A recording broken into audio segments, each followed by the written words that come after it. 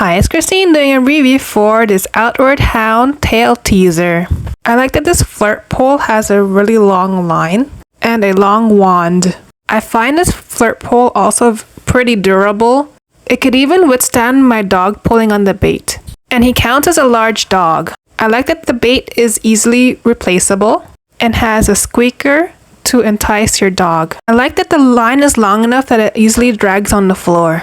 This toy would be great for when you're pinched on time for exercise, as it allows your dog to run in different bursts of energy as they try to catch the bait. For the bait, I would recommend you hand washing it because it will change the texture. Here, I'll demonstrate on how to use this flirt pole with my Doberman. You just wiggle and dance the bait around. You can either stand still or even just run around with it. My dog really loves this toy, especially the bait with a squeaker. For me personally, I like it because I can give him exercise. The bait is durable, but don't leave it unattended with your dog. I would recommend this flirt pole for a quick and easy exercise.